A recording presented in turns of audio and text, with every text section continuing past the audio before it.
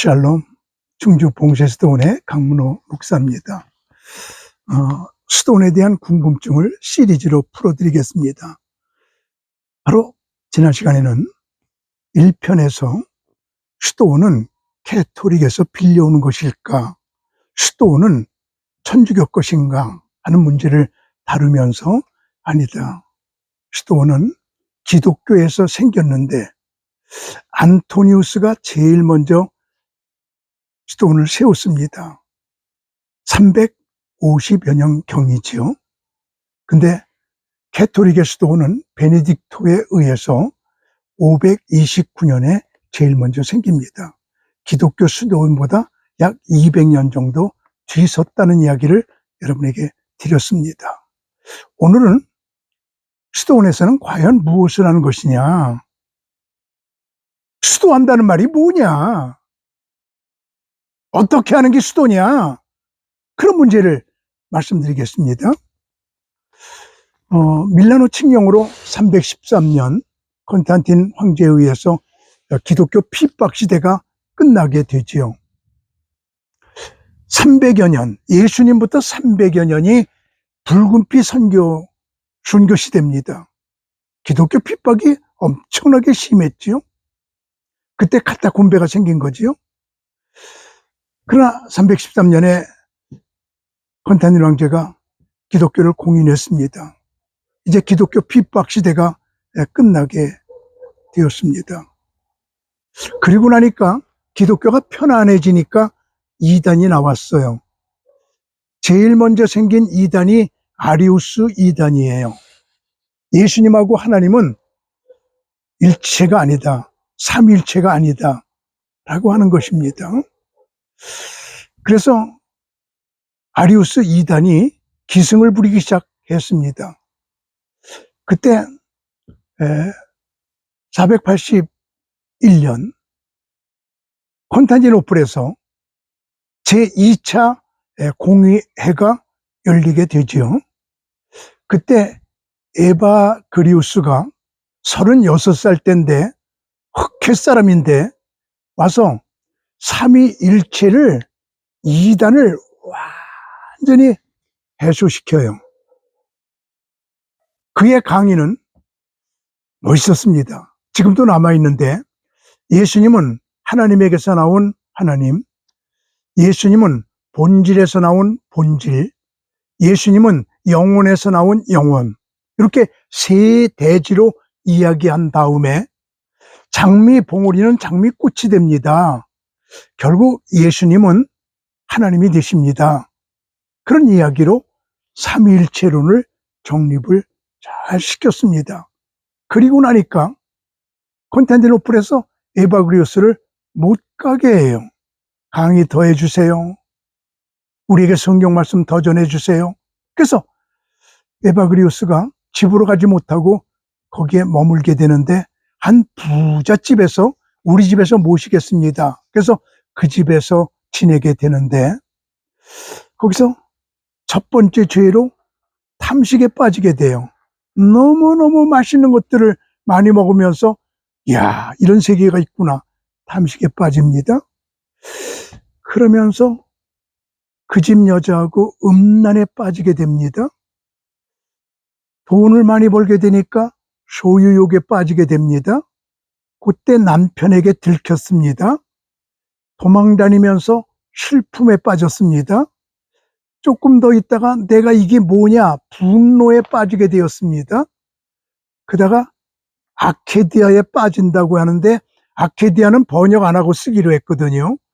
우울증, 절망감, 좌절감, 실패감, 고독감, 이런 단어들이 다 함축된 단어가 아케디아인데, 한 단어로 번역하게 되면 다른 단어를 버려야 되기 때문에 함축적으로 그대로 아케디아라고 쓰기로 했는데, 아마 우울증, 이게 가장 근사치의 번역일 수 있습니다.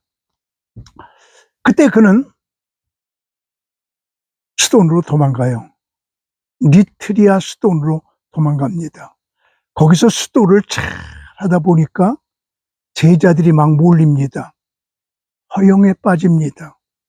더 많은 제자들이 모이게 됩니다. 교만에 빠집니다. 이렇게 8가지 죄에 빠지게 되는데 8가지 자기가 경험한, 자기가 체험한 이 죄를 몽땅 다 극복하고 성자가 되어 거기에서 16년 동안 수도하다가 399년 그는 하나님의 부름을 받게 됩니다. 그 이후에 에바그리오스는 수도원의 아버지가 되었고, 수도한다는 것이 뭐냐? 인간이 빠지기 쉬운 8죄의 중 8가지 죄를 극복하는 것이 수도원이고, 8가지 죄를 극복하기 위해서 자기 자신을 하나님 앞에 컨트롤해 나가는 것, 이게 바로 수도의 내용이 되었습니다. 에바그리오스는 1600년 전 죄란 무엇입니까? 할 때 그는 죄란 관계가 어그러진 것이 죄다, 이렇게 정의를 해요. 관계가 똑바른 거는 죄가 아닙니다. 관계를 바로 놓으면 죄에서 해방되는 겁니다. 그래서 8가지 죄를, 관계를 정확하게 만들어 나가는 과정을 수도라고 말했기에 수도원에서는 이 8죄종을 극복하는 훈련을 하고 있는 겁니다. 우선 첫 번째 그 가지였던 죄가 탐식이거든요. 탐식은 음식과의 관계가 어긋난 거예요. 그래서 에바그리오스는 이렇게 말합니다. 과일의 시작이 꽃인 것처럼 수도의 시작은 절제입니다. 배를 장악하는 사람은 욕종을 줄일 수 있지만 음식에 패하는 자는 욕종을 잘하게 합니다. 음식에 대한 욕구는 불순종을 낳았고, 달콤함에 대한 유혹은 천국에서 쫓겨나게 했습니다. 음식의 다양함은 목구멍을 즐겁게 하나 잠들지 않은 방종의 벌레를 키웁니다. 비어있는 배는 기도에 깨어있게 하지만 만족한 배는 잠으로 이끕니다. 아담과 하와의 죄가 보암직하고 먹음직하고 탐식의 죄입니다. 그래서 수도원들은 2끼 식사를 하면서 우선 탐식을 줄입니다. 탐식은 모든 죄로 들어가는 현관문입니다. 배부르고 나면 그 다음에 죄로 가게 되기 때문입니다. 두 번째, 에바그리오스는 음란에 빠졌거든요. 음란은 육체와의 관계가 어긋난 것을 말합니다. 한 남자와 한 여자 부부 사이의 관계 외의 모두는 음란입니다. 하나님께서는 첫 번 신랑 아담, 첫 번 신부 하와, 첫 번째 결혼식장 에덴 동산, 첫 번째 주례자 하나님, 첫 번 주례라면서 한 남자와 한 여자가 한 가정, 한 몸을 이룰지니라 말씀하셨습니다. 한 남자와 한 여자예요. 한 남자와 두 여자 아니에요. 한 여자와 두 남자 아니에요. 한 남자와 한 남자 아니에요. 한 여자와 한 여자 아니에요. 동성애는 하나님을 거스리는 거예요. 꼭 한 남자와 한 여자 외에는 전부 육체의 관계가 어긋난 음란입니다. 그래서 에바그리오스는 젊은 여인에게 다가가느니 차라리 뜨거운 불에 다가가는 것이 낫다. 소금은 바다에서 나오지만 바닷물 속에 들어가면 녹아진다. 남자는 여자에게서 나오지만 여자 속에 들어가면 녹아진다. 구루터기에 타오르는 불을 끄기 힘든 것처럼 탐식에서 타오르는 음란도 끄기 힘들다. 여인과 달콤함은 맛을 보면 떨어지기 쉽지 않다. 물가에서 풀이 꽃을 피우듯이 여인들 사이에서 무절제한 욕정이 살아난다. 파도를 피하여 배가 항구로 와야 안전하듯이 여인을 피하여 성스러움으로 가야 안전하다. 기둥이 기초 위에 서 있게 되듯이 음란은 탐식 위에 선다. 배부르면 음란으로 빠진다. 그가 말했습니다. 그래서 음란은 육체와의 관계가 어긋난 겁니다. 관계를 바르게 해야 합니다. 이 관계에서 어긋나면 사람이 아니라 동물입니다. 짐승입니다. 세 번째로 에바그리오스가 빠졌던 죄가 소유욕입니다. 소유욕은 물질과의 관계가 어긋난 죄입니다. 많은 물질을 가지려고 합니다. 에바그리오스는 이렇게 말합니다. 소유욕은 긴 노년기가 생각나게 합니다. 노년이 긴데 이때를 준비해 두어야 한다고 생각하기에 소유욕이 생겨요. 소유욕은 노동으로 약해진 수족을 보게 합니다. 내가 수족이 약해져서 물질을 벌지 못할 때가 올 테니 그때를 대비해 두어야 한다는 긴박감으로 소유욕에 빠지게 됩니다. 소유욕은 병든 미래를 생각나게 합니다. 병들면 병 고침에 필요한 물질이 생기게 되니 그때를 대비하여 물질을 가지고 있어야 된다라고 하며 소유욕이 생깁니다. 소유욕은 가난의 고통을 보게 합니다. 돈 없으면 서럽고 무시당하니 돈을 모아야 한다고 생각합니다. 그래서 에바그리오스는 이렇게 말합니다. 아무것도 없이 높이 오르는 독수리는 창공을 멋지게 나를 수 있습니다. 배가 고프면 땅으로 내려옵니다. 먹고 싶은 것을 찾아 먹으면 됩니다. 모든 것을 비우기에 고민이 없습니다. 천사와 같이 삽니다. 소유욕은 인간의 본질이 아닙니다. 나눔이 본질입니다. 황금의 입은 황금의 삶에서 나옵니다. 모든 것을 비운 사람은 죽음이 부를 때 홀가분하게 따라갈 수 있습니다. 가진 자는 사실에 묶인 개 같아서 다른 곳으로 가려면 끌고 가려고 합니다. 재물의 소유가 되지 말고 소유의 재물이 되도록 해야 합니다. 소유욕은 사람을 비참하게 합니다. 모으느라고 힘들고 지키느라고 두렵고 잃어버리면 고통스럽게 합니다.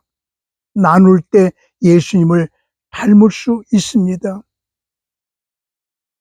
예수님께서 부활하신 후 두 제자와 함께 엠마오로 가고 있었어요. 그런데 부활하신 예수님을 못 봤어요. 몰랐어요. 같이 3년을 뒹구는데도 몰라요. 엠마오에 와서 해가 졌습니다. 예수님은 더 가시려고 했습니다. 두 제자가 식사하고 가시지요. 그때 예수님께서 떡을 뗄 때에 눈이 밝아져 예수님을 보게 됩니다. 나눌 때, 떡을 뗄 때, 그때 비로소 예수님이 예수님으로 보인다고 에바그리오스는 말해주고 있습니다. 나눌 때 예수님이 예수님으로 보입니다. 나눠야 합니다. 네 번째, 에바그리오스가 범한 죄가 분노입니다. 분노는 타인과의 관계가 어긋난 것입니다. 내가 화가 난다고 화를 부리면 나는 속이 시원할지 모르지만 내 주변 사람들이 얼마나 불안해요. 가정에서 아빠, 아버지가, 가정에서 어머니가 화가 난다고 화를 부리면 화 부리는 사람은 속이 시원할지 모르지만 다른 사람들은 얼마나 불안하고 축조합니까? 타인과의 관계가 깨지게 되는 것, 이게 분노입니다. 그래서 사막의 교부들은 말합니다.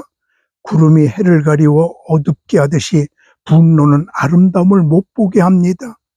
바람이 잔잔한 물을 흔들듯이 분노는 차분한 마음을 흔들어 놓습니다.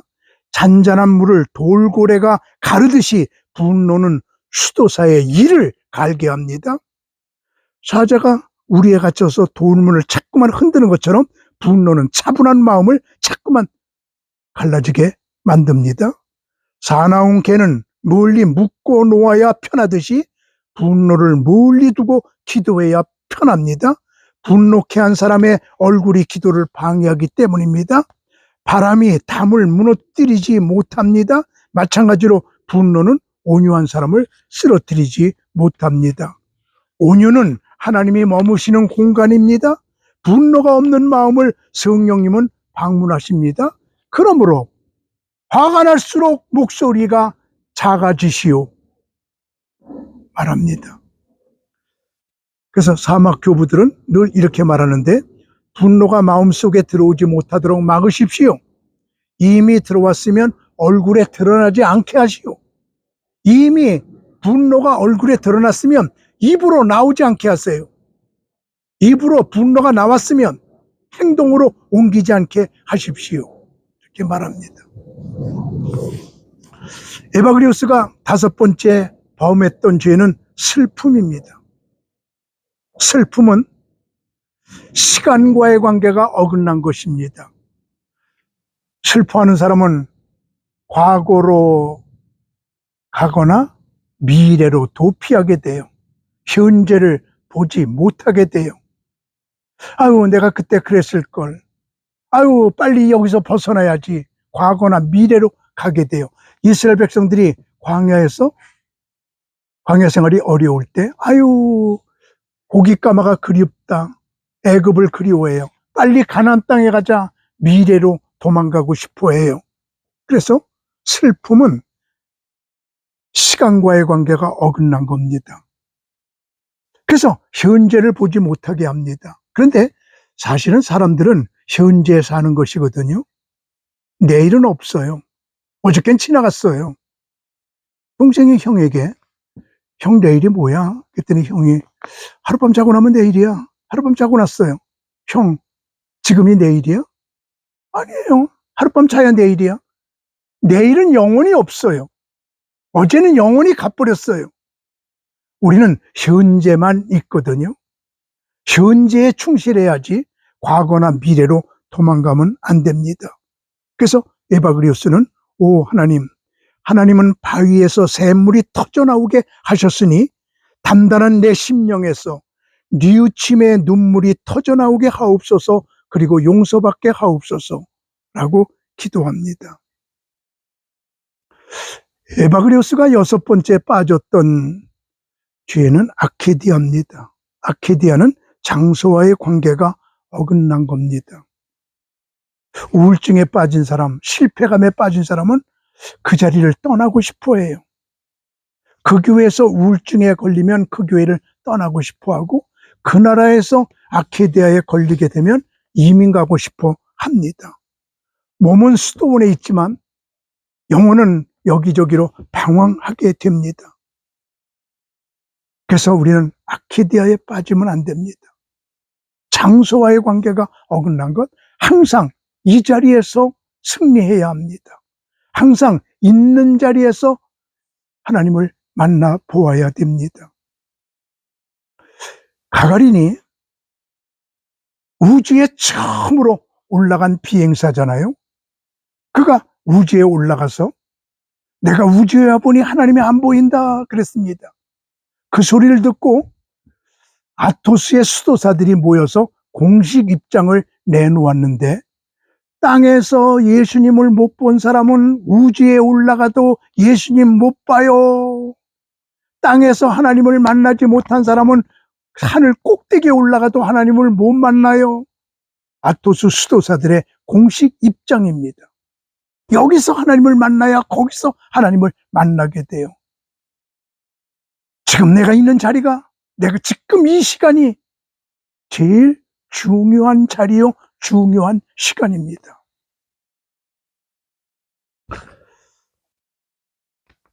에바그리오스가 7번째 빠졌던 죄가 허영입니다. 허영은 자기와의 관계가 어긋난 겁니다. 자기는 열만한데 20만하게 평가해요. 이게 허영이에요. 자기는 20만한데 열만하게 표현해요. 여기 열등감이에요. 그래서 허영은 자기를 자꾸만 과대평가하는데, 허영은 덕에 붙어 자라는 죄입니다. 그냥 구제연금 많이 하고 사람들이 알아주기를 원한다. 구제라고 하는 덕에 허영이 붙습니다. 목사님들이 설교 잘하고 나서 교인들이 은혜 받았어요 그러기를 원한다. 여기 허영입니다. 내가 유튜브 방송을 잘하고 나서 좋아요, 구독해줘요. 그러기를 바란다. 저는 너무 부족하기 때문에 여태 500여 편의 유튜브 방송을 하면서 구독 눌러주세요, 좋아요 눌러주세요, 단 한 번도 말한 적이 없고 앞으로도 없을 겁니다. 부족한 것을 느끼기 때문입니다. 그냥 있는 그대로 합니다. 교회를 크게 부흥시킨 목사님이 자기를 총회장으로 추대해 주기를 원합니다. 허영이 붙은 겁니다. 허영은 덕 있는 사람에게 붙습니다. 마치 담장이 소나무를 타고 올라가 칭칭 감아 나중에는 소나무를 죽이듯이 허영은 덕에 붙어 자라다가 그 덕을 까먹게 만드는, 비참한 신세로 만드는 역할을 허영이 합니다. 허영은 자기와의 관계가 어긋난 것입니다. 마지막으로 교만은 하나님과의 관계가 어긋난 겁니다. 하나님이 얼마나 크신 분입니까? 우주를 창조하신 분입니다. 하나님을 만난 사람은 까불지 않습니다. 아브라함이 하나님을 만나고 났을 때 나는 티끌입니다. 야곱이 하나님을 만나고 났을 때 나는 지렁입니다. 욥이 하나님을 만나고 났을 때 나는 구덩입니다. 야고보가 하나님을 만나고 났을 때 나는 안개 같습니다. 베드로가 하나님을 만나고 났을 때 나는 나그네입니다. 다윗이 하나님을 만나고 났을 때 나는 벌레입니다. 하나님을 만난 사람은 까불지 않습니다.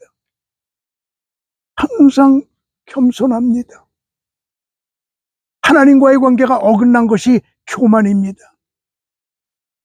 이렇게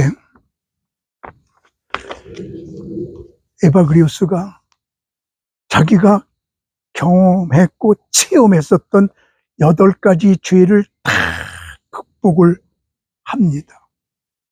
그리고 성자가 되어서 죽었습니다. 그래서 수도원은 그 이후에 빠지기 쉬운 8죄의 종을 극복하는 훈련하는 곳이 바로 수도원이 되었습니다. 이 8가지 죄는 우리 모두가 다 범하기 쉬운, 가장 빠지기 쉬운 함정이에요.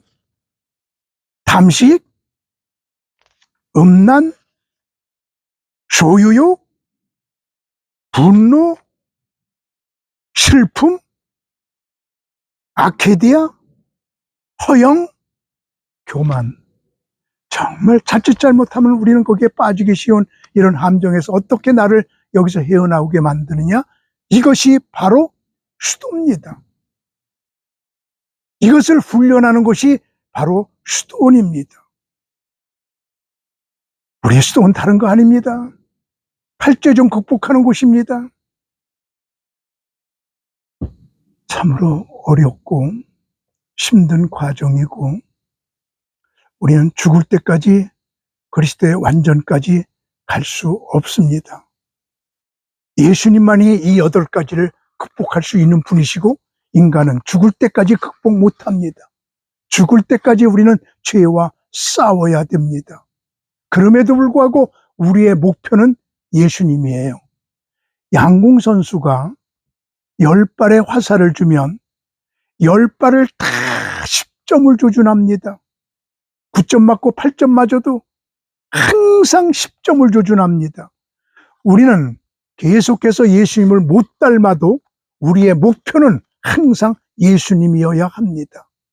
한마디로 말해서 예수님만이 8죄종을 극복할 수 있고, 그 8죄종을 극복한 예수님을 닮으려고 몸부림치는 곳, 이곳이 바로 수도원입니다. 샬롬.